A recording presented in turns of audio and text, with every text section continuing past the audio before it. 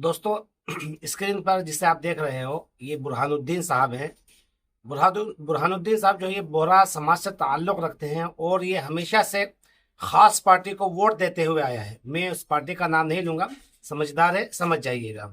तो ये बोहरा समाज हमेशा ख़ास पार्टी को वोट देते हैं और जो है वो बोहरा समाज के जो बड़े साहब हैं ना, उनसे इन्हें बहुत मोहब्बत है। वो जो है इनकी शान में कसीदे पढ़ते हैं, अपनी मस्जिदों में बुलाते हैं और उस खास पार्टी और ख़ास समाज को राज़ी करने के लिए दोस्तों कभी भी मुसलमान कहते ही नहीं है। वो हमेशा अपने आप को बोहरा कहते हैं। जब भी मुसलमानों के खिलाफ गवर्नमेंट कोई बिल लेकर आती है तो उस बिल को पूरे दिल जान और शिद्दत के साथ एक आवाज़ होकर के उस बिल का सपोर्ट करते हैं ये बोहरा समुदाय के लोग। अब आइए दोस्तों एक थोड़ा सा बुरहानुद्दीन के बारे में बात कर लेते हैं। ये जनाब बुरहानुद्दीन बोहरा है। इंदौर में इन्होंने देखा दोस्तों कि कुछ लड़के पेपर लीक के खिलाफ धरने में बैठे हैं, तो ये जनाब भी बैठ गए और उन बच्चों की हौसला अफजाई करने लगे। ये भी नारे लगाने लगे क्योंकि इन्हें कोई डर नहीं लगा कि भाई जिस गवर्नमेंट को हम वोट देते हैं वही गवर्नमेंट है और जिस साहब से हम मोहब्बत करते हैं वही साहब है, तो हमारा क्या बिगाड़ लेगा। तो ये भूल गए थे कि इनका नाम बुरहानुद्दीन है, चेहरे पे इनके दाढ़ी है, सर पर इनके टोपी है।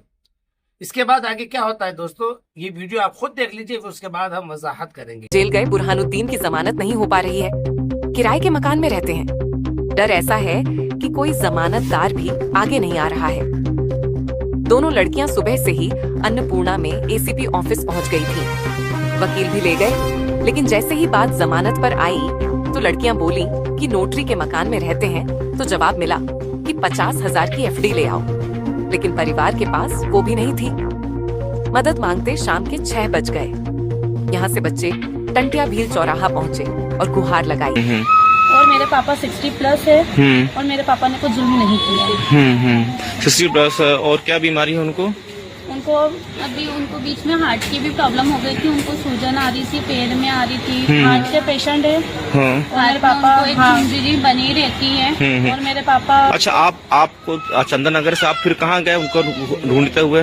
हम अपने थे। अन्नपूर्णा से क्या जवाब मिला?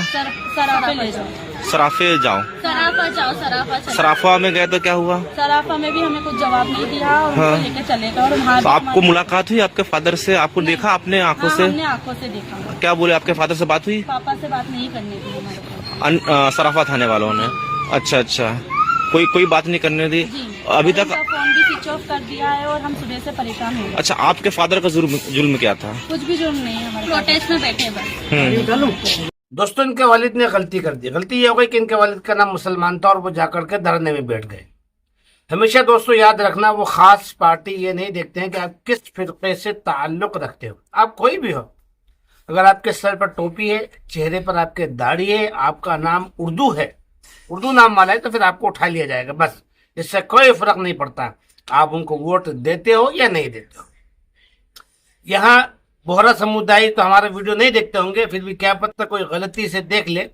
तो बोहरा समुदाय से मैं गुजारिश करूंगा दोस्तों कि जब तक आपके नाम हमारे नामों के तरह होंगे, जब तक आपके चेहरों पर दाढ़ियां रहेगी, जब तक आपके सरों पर हमारी तरह टोपियां रहेगी, तब तक जब भी तूफान आएगा उस तूफान में अगर हमारे घर उड़ेंगे तो आपके भी घर उड़ेंगे। याद रखना, अगर आपको बचना है तो फिर 2 चीजें अब आप कर लीजिए। पहली चीज, आप अपने नाम बदल लीजिए।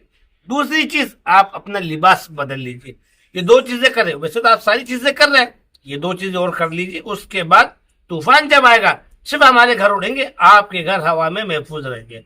इन्हीं दोनों बच्चों की तरह बहुत सारे मुसलमान कल से भटकने वाले, कोई अपने बेटों को छुड़ाने के लिए भटकेगा, कोई अपने बाप को, बेटे को, भाई को, कोई अपनी बेटी को छुड़ाने के लिए भटकेगा। क्यों? क्योंकि लिस्ट तैयार की जा चुकी है। अब नाम तलाश किए जा रहे हैं, एड्रेस तलाश किए जा रहे हैं। क्यों?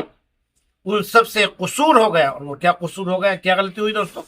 उनको मना किया गया कि सीजेपी, प्रोटेस्ट और कॉकरोच जनता पार्टी से दूरी बनाए रखो, बेक से सपोर्ट करो।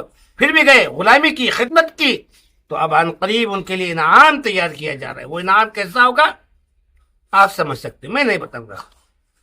तो इस वीडियो को मेरे मुसलमान भाइयों तक के ज्यादा से ज्यादा पहुंचा दीजिए। फिर मिलेंगे अगली वीडियो में। अस्सलाम वालेकुम।